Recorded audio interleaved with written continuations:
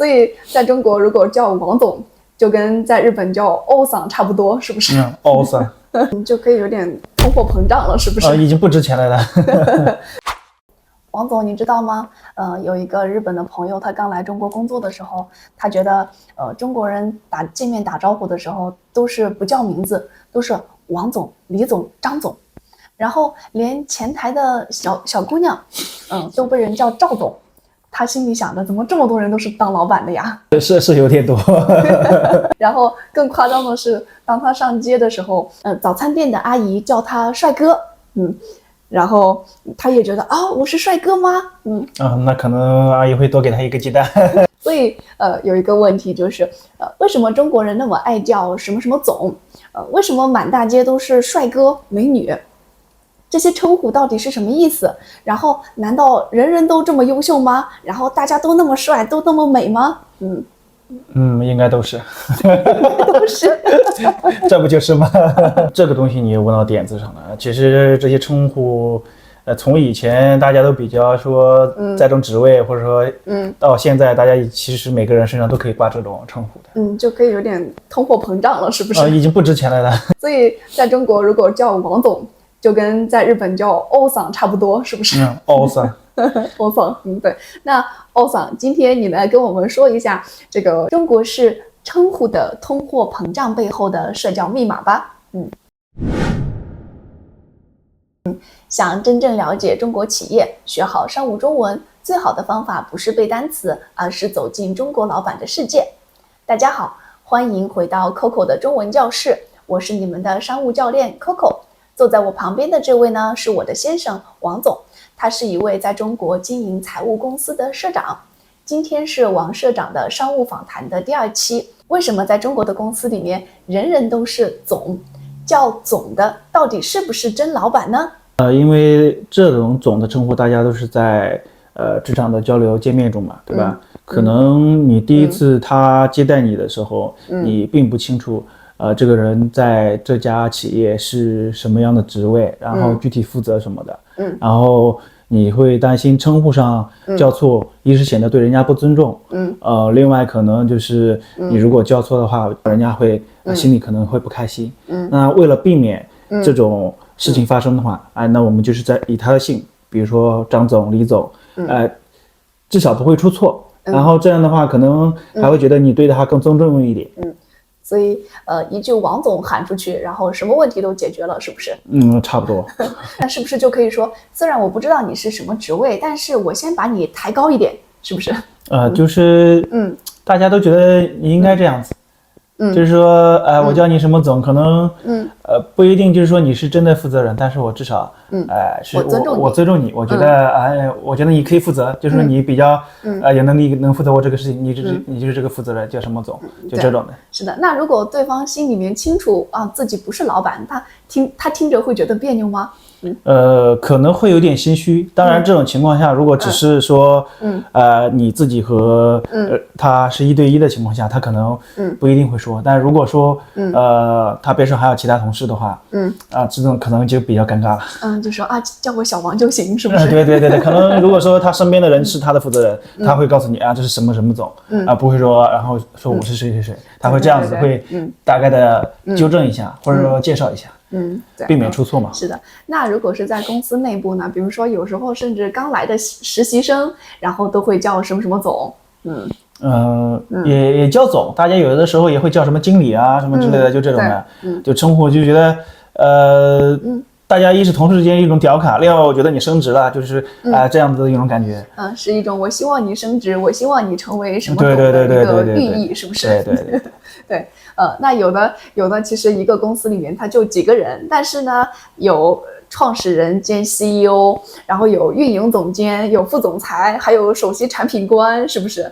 那行政前台叫什么？行政主管。主管。对，所以就是这种称呼呢，都比较的通货膨胀了，是不是？这其实也是一种大家企业对自己规范和一种正规式的一种向往吧。可能大家就觉得，我企业虽小，但我要五脏俱全。比如说我有销售主管，我即使一个人，他也是主管，他也是销售经理，他也是销售员。对，他同时监管了，然后他既做行政、人事全部东西都要做，他就是我们的大主管、大总监，就这样子的。我企业虽然小，但我各样的职位或者什么东西都是特别全的。麻雀虽小，五脏俱全嘛，就这种一种期望，觉得我企业可能更正规。是的，所以其实也跟日本一样，就是满大街的都是科长和部长，是不是？但这种含金量可能不一样的。对，是的。然后其实从公司，然后到我们的日常生活中，现在我们朋友之间也互相的叫王总、李总、张总了。对，大家就是说，一是一种调侃，另外一种就是兄弟之间的，就人到中年，觉得我们每个人都应该事业有成。然后你只要干一份事业这就是什么什么的，做成什么什么的李总，做什么什么的张总。然后我们相互大家在一起觉得我一起在创业。觉得我是一个正规式的，并不是说一群散装的这种形式的。对承认一下，就是说你混得不错我要给你一个这个面子，然后让你心里听着高兴，是不是？对，是这样的。是的，对。那王总，老婆总，这位大管家。就是所以就是在刚开始见面不太熟的时候叫总是比较安全的。那在什么时候不叫总呢？就是你明显。一是他比你小很多，另外就是说你也知道他的职位的情况，就是说他其实这家企业他是一个什么的，那你可以叫他助理或者叫他小王，或者叫他小张，就这样子的。对，那如果对方是一个已经是40-50岁的人，还叫他小王，这样可以吗？那这种的话就是，一是你觉得可能也不尊重一点，另外的话就是人家。可能他如果心态比较低的话，他觉得没事；但是如果一些的话，就会觉得你没那么尊重和重视，就有点轻视他的那种感觉，是不是？对。那叫老王。那老王这个称呼不太好用。对，那平时大家都是怎么叫你的？王总、老王、小王，是不是？同事可能叫老王，然后一般客户的话叫王总或者王经理，这样子的。那小王呢，就是比较年纪比较大的客户，是不是？对，是的。所以那一般的情况下叫老王的话，就是比较的熟悉的感觉，但是叫王总的时候，就会有一种这种比较商业的这种生意的感觉，对吧？也是可能关系没那么熟，就这种。对，是的。那除了叫总之外呢，还有一些其他的称呼，比如说哥呀、姐呀什么的，这个在什么时候会叫哥姐、王哥？这个怎么说呢？就是我第一次遇见就是我在那时候还没出来创业，就是在公司上班，当时做一个部门主管的时候，新来的一个就是实习生吧，可能一是他们没有特别，一是小，另外就是他们没有特别的职场的这种叫什么的概念，然后他们觉得我叫的称呼上要怎么叫，另外我要什么。因为某个称呼来打的关系稍微亲近一点，然后人家就叫哥啊姐啊，比如说加个姓，比如王哥，桂姐，这样子的。对，我的一些朋友也跟我分享，他们第一次听到就是新来的实习生叫他们王姐的这个感觉，一方面呢是觉得就是听起来比较有经验，会照顾人的感觉，然后另一方面也会有一种我已经到了被叫王姐的年纪了吗？我已经不年轻了吗？的这种感觉，就是他们觉得受到了冲击。当你觉得自己年纪变大的时候，是被别人变大的，不是自己想变大的。对，王哥说的对呀。对，那如果就是有一个中国人说，你不要叫我王总，你叫我小王就行，这个时候应该听他的吗？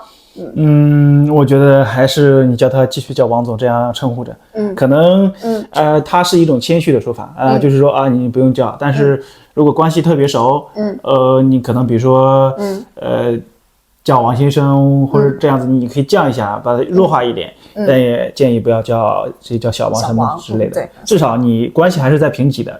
因为小字辈怎么说呢？就我们觉得他比你低一级，而且你们如果是朋友关系，或者说出于合作关系呢，你明显让人家比你低一级，这种东西是，人家会觉得你很不重视、很轻视的，这样是不好的。对啊，所以这也是一种人情世故啊，是不是？对对，一个称呼里面包含蛮多的用心的。对对对，那就是最后也来给大家总结一下，那个在中国到底怎么样的称呼比较好吧？那王总，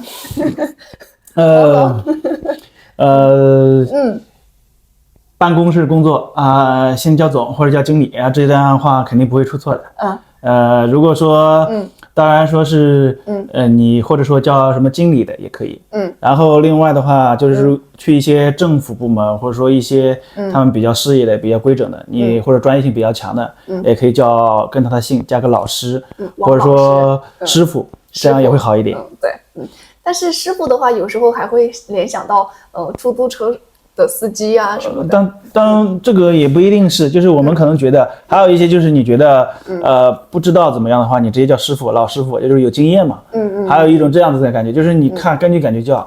当然说，我们现在因为接触的都是除了一些客户叫什么总之外，然后另外去政府单位的都是叫人家老师，因为你不知道他的级别，你说叫他他是个科员，叫他科长，然后边上的人也觉得不合适，那这样的话叫老师可能会更好一点。